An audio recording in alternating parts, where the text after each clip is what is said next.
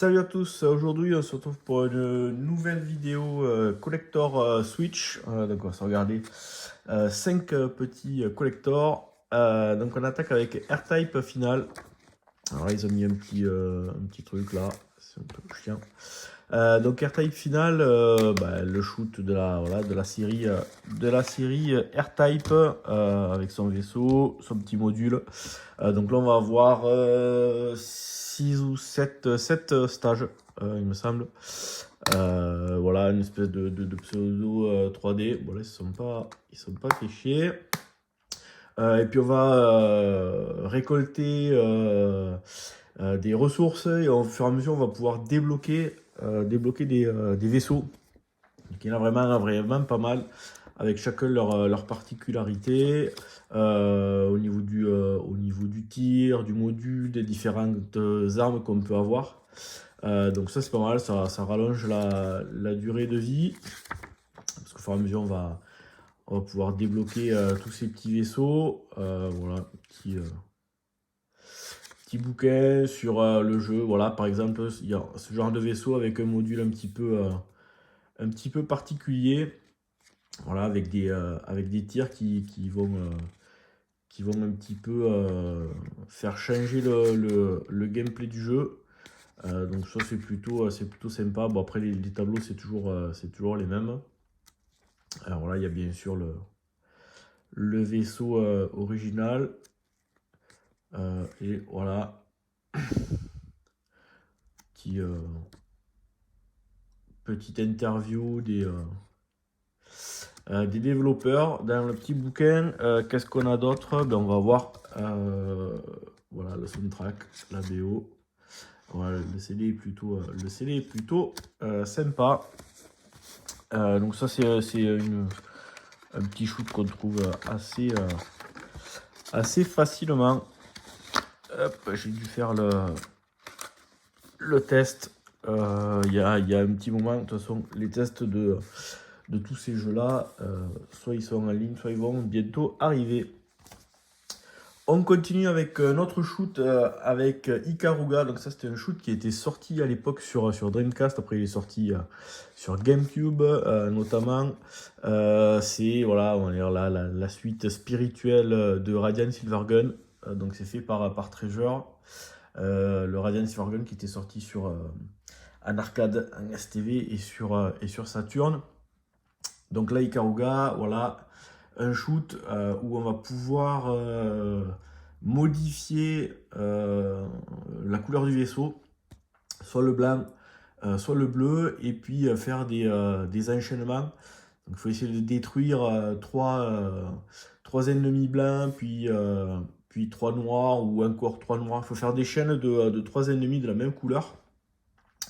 Quand on est blanc, on est immunisé contre les tirs blancs et on détruit plus facilement les monstres qui sont noirs.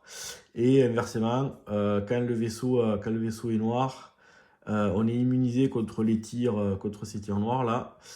Et par contre, on détruit plus facilement les vaisseaux blancs. Donc voilà, c'est une espèce faut faire des chaînes, il faut se protéger, etc. C'est plutôt un shoot sympa. Là, il y a une maquette du vaisseau en métal. Je pense que je vais la laisser comme ça.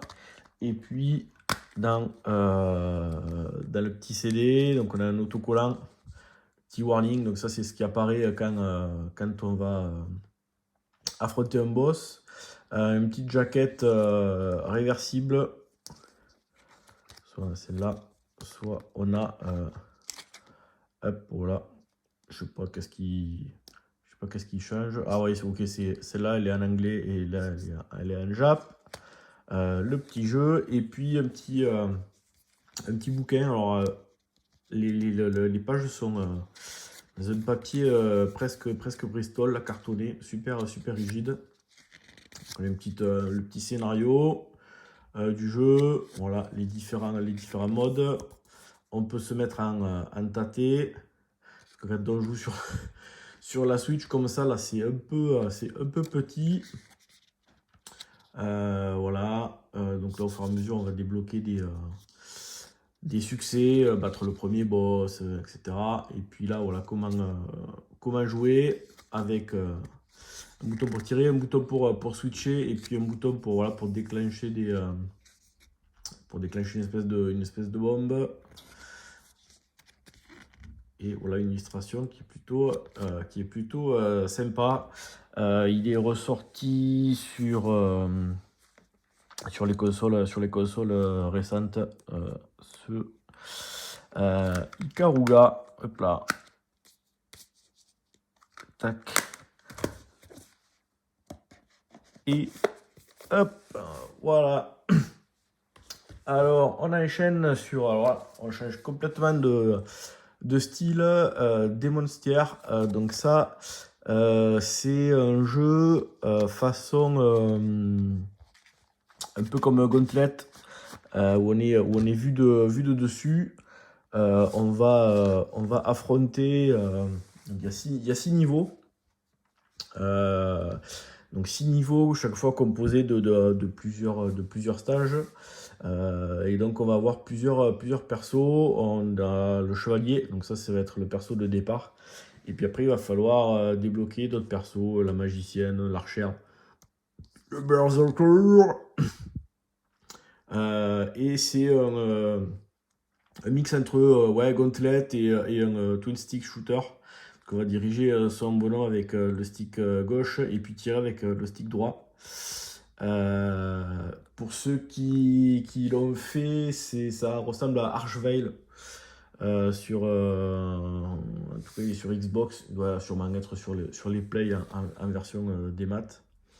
Donc voilà, on est vu de dessus, on est un petit bonhomme, on va tirer. Donc il faut farmer, récupérer des pièces pour au fur et à mesure acheter des potions, donner des items aux forgerons pour qu'ils construisent des armes de plus en plus puissantes, récupérer des potions, on peut acheter des clés pour ensuite libérer des prisonniers. Voilà, il y a plein de...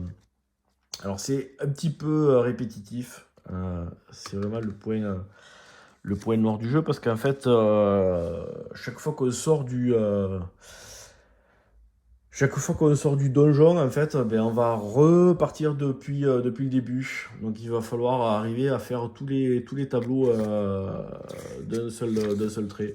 Voilà, donc en fait ça c'est le hub, où on va pouvoir acheter les potions, fabriquer les armes, débloquer les persos, et c'est toujours comme ça. Et en fait on rentre dans le trou. Et puis, il faut faire tous les tableaux one shot. Si soit on meurt, soit on utilise, soit on s'échappe, ben, du coup on va recommencer depuis le début. Donc ça c'est un peu le côté un peu chiant du jeu.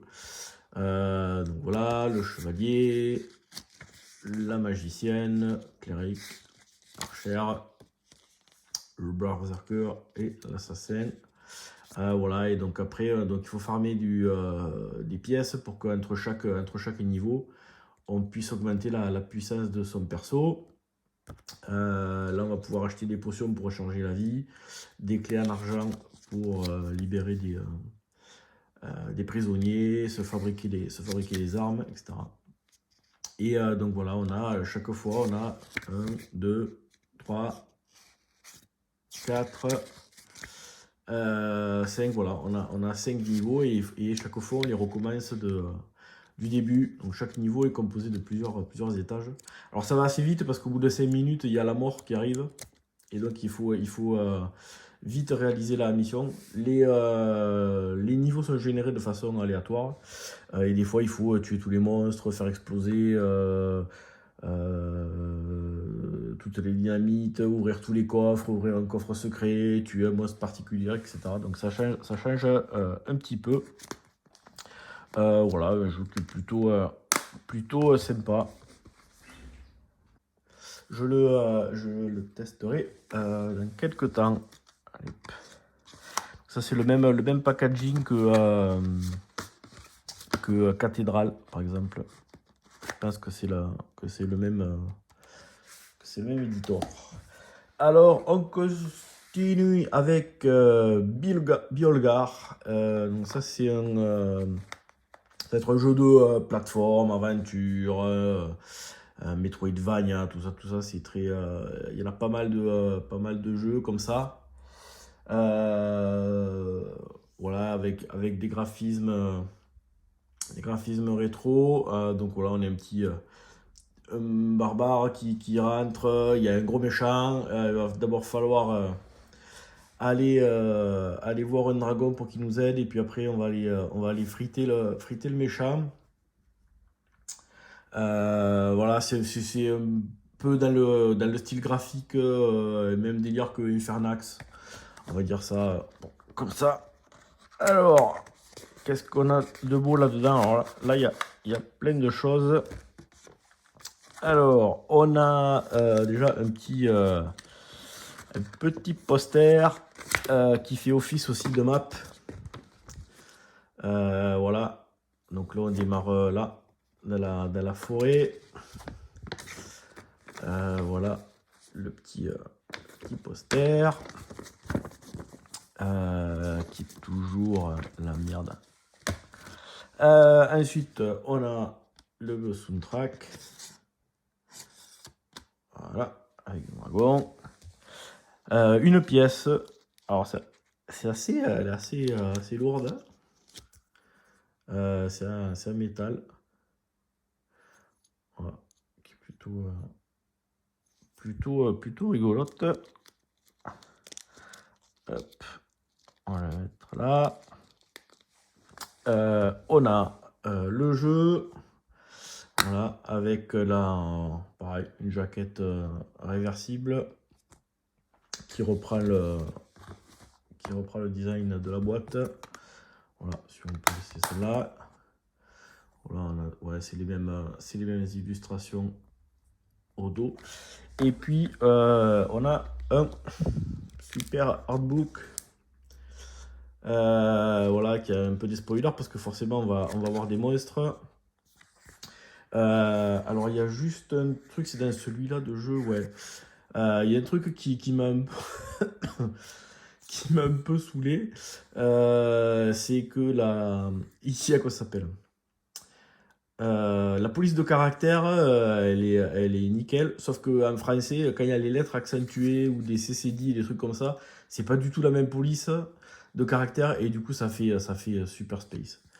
Donc voilà, ouais, du coup ça spoil un peu parce qu'on voit qu'on va récupérer de l'équipement.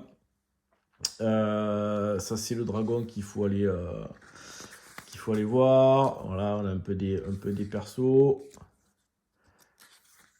On va voir un peu des monstres. Donc voilà, on va pas spoiler. Hop. Tac. Ça c'est au début. Voilà les différentes armes, les différents monstres qu'on va rencontrer au fur et à mesure de l'aventure. Ça c'est plutôt chouette. Allez, hop. Allez, tout ça. Là au moins ouais, on a une édition un peu collector qui est avec du contenu sympathique. Voilà, les boîtes en carton qui se défoncent. Et on finit avec Sword of the Necromancer. Donc ça c'est un jeu d'aventure, donc on va être vu de dessus. Voilà, on va être ce personnage là. Et donc voilà, il y a une aventure, on va essayer de ressusciter sa chérie via l'épée du nécromancier. Et donc c'est assez fun parce que quand on tue les monstres restent là pendant un petit moment. Et donc on peut aller dessus et les ressusciter. Et après du coup ils se battent avec nous. Donc ça c'est assez original. Voilà. Donc là on a le jeu. Ah, donc ça c'est au tout début. La cinématique d'intro, elle est vraiment super classe. C'est un vrai dessin animé vachement bien. Voilà, on voit l'épée ici. Voilà, donc on est ce petit bonhomme là. Donc on va pouvoir récupérer des armes pour friter les monstres. Et puis après, on va pouvoir les récupérer et les invoquer pour qu'ils se battent avec nous. Et puis une fois qu'ils sont morts, il va falloir aller en récupérer d'autres et tout. C'est plutôt rigolo, plutôt sympa. Alors ça, en fait, c'est des cartes dans le jeu. On va pouvoir débloquer des items. J'ai pas envie de le défaire, ce truc. On va débloquer des items et en fait, il va falloir faire fabriquer comme une espèce de QR code et ça va débloquer des objets. Et là, du coup, ben, il y a des objets supplémentaires avec les différents codes. Là, ouais, ça va, c'est des cartes cartonnées qu'on va pouvoir. Donc, en fait, on va pouvoir les débloquer dans le jeu. Voilà, ça, c'est par exemple les monstres du début, le slime qu'on va pouvoir tuer et ensuite réinvoquer. On a le bouquin. Voilà, ben voilà, les fameux IR-codes. Donc on a le bouquin avec les contrôles. Voilà, ça c'est les deux. Donc ça c'est le personnage qu'on dirige. Voilà, c'est celle qu'on doit essayer de sauver. Voilà, ça c'est l'hub de départ. Voilà les différentes armes qu'on peut trouver. Les codes. Voilà, donc on peut avoir des armes à distance, des épées. Hop. On va faire différents combos. Ok. Voilà. Et donc là, en fait, on va pouvoir stacker 4 équipements. Donc ça peut être des armes, des potions, mais ça peut être aussi des monstres. Est-ce qu'il y en a quelque part? Là, il n'en a pas. Donc les petits tableaux. Donc chaque fois, voilà, il va y avoir des donjons. On va parcourir les donjons, récupérer des items. Voilà les différents monstres. Et voilà. Et donc au fur et à mesure, il va falloir récupérer différents items pour qu'à la fin on puisse sauver sa chérie. Le petit soundtrack. Je ne l'ai pas encore ouvert. Et puis un énorme. Voilà pour le coup, un énorme artbook avec plein de trucs. Voilà. Il y a des illustrations voilà, super jolies. Les différents items, les différents monstres voilà, qu'on peut combattre. Les personnages. Voilà, ça c'est sur la petite. Voilà. Les petites illustrations. Il y a même. Voilà, ça c'est les dialogues. J'ai vu qu'il y avait même. Voilà. Les partitions pour la musique. Donc j'ai commencé à jouer un petit peu. Je l'ai pas. Ouais, des storyboards et tout. Franchement, il y a plein de trucs. Ça c'est l'intro qui est vraiment classe. Donc ouais, je suis en train de. J'ai fait une petite partie. J'ai joué une vingtaine de minutes. Et voilà, il faut que je le creuse pour découvrir l'histoire. Voilà. Et lui, il pèse son poids. Hop. Allez, un petit récap de ces petites éditions collector. Et puis, moi je vous dis à bientôt pour une prochaine vidéo. Ciao.